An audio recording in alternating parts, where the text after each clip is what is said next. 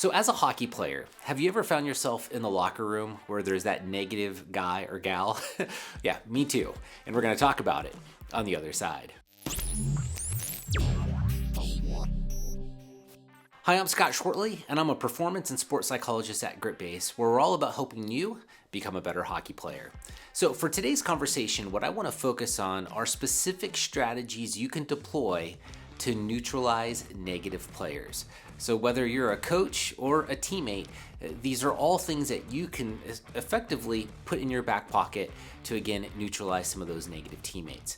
Now, before we get into this discussion, I want to first define negative players or negative athletes. And in fact, they actually fall into two specific categories, and it's important to define these before we move forward here. So what you really are dealing with essentially are either toxics or naysayers. So let's talk about toxics first.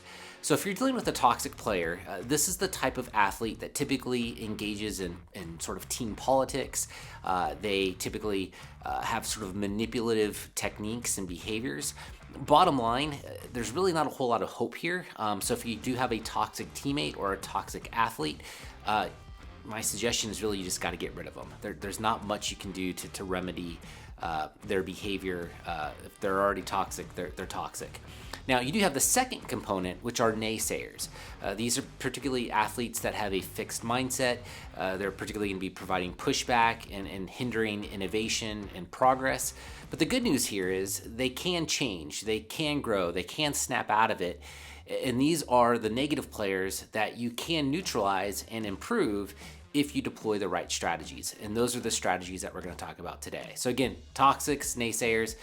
Toxics, kind of out of luck. Naysayers, you still have hope. And I'm going to walk you through strategies to take those naysayers and hopefully turn them into assets for your team. All right, so let's talk about the first strategy.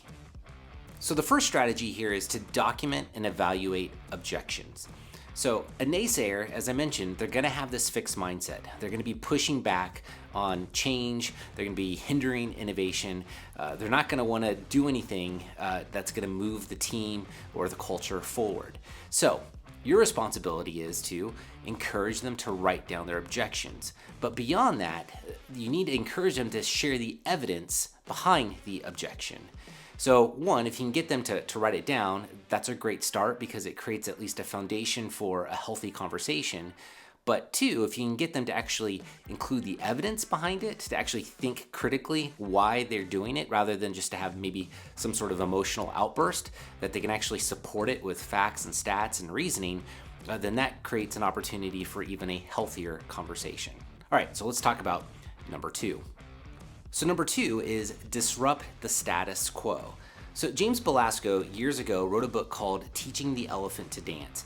And he talks about how an elephant is a huge animal, obviously, that they would actually get chained at their feet and get accustomed to that chain and never break away from it. Now, they had all the strength and power in the world to do so, but because they were taught to have this chain on their foot from a very young age, they would just accept that reality.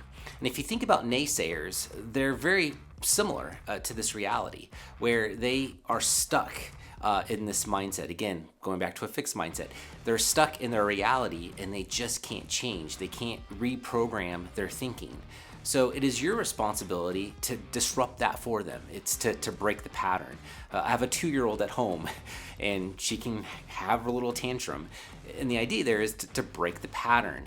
So that's the same thing you need to do here is disrupt the status quo. So that naysayer, they're stuck in that lane. They're heading down that pathway. What can you do to disrupt that pattern? So it goes back again to having some conversations and getting them to share why they're resisting the change, why they're unwilling to break the pattern. And if you can have that conversation, if you can create that dialogue, it creates opportunity for change. All right, let's talk about number three. So number three here is about fostering a growth mindset. So a big theme of this discussion today has been about a fixed mindset. Where that comes from is a book called Mindset by Carol Dweck, where she actually unpacks the difference between a fixed mindset and what we're talking about now, which is a growth mindset. So here's the difference between the two. If you have a fixed mindset, which is generally the trait of a naysayer, you're going to feel like there's a cap, that there's almost like this invisible ceiling on you, and life is the way it is, nothing can be changed, nobody can grow, everything is just fixed. If you have a growth mindset, you're the exact opposite of that, that you believe that there is sort of an endless ceiling that you can kind of climb and achieve and do whatever you want with a little bit of effort and a little bit of energy. So naysayers, as I mentioned, they typically fall in that fixed mindset camp. And so it's your responsibility to expand their thinking. So a good way to do this, kind of a simple exercise, is to really put a lot of emphasis on the word yet.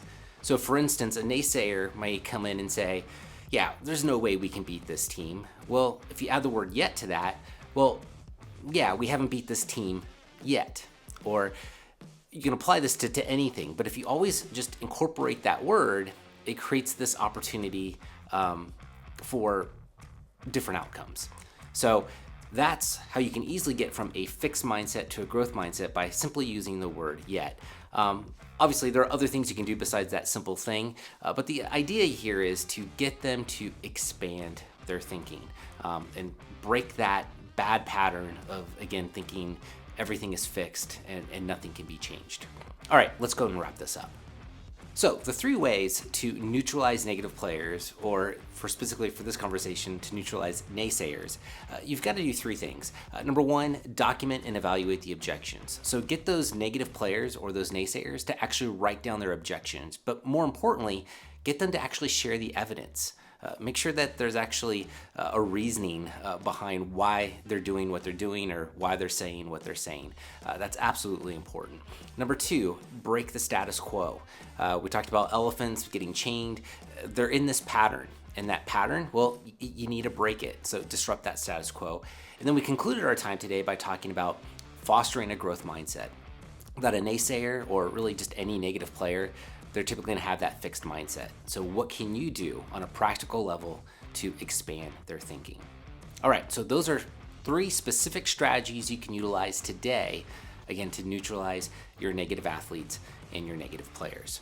All right, well, if you enjoyed this video, please be sure to like and subscribe, and I'll catch you in the next one.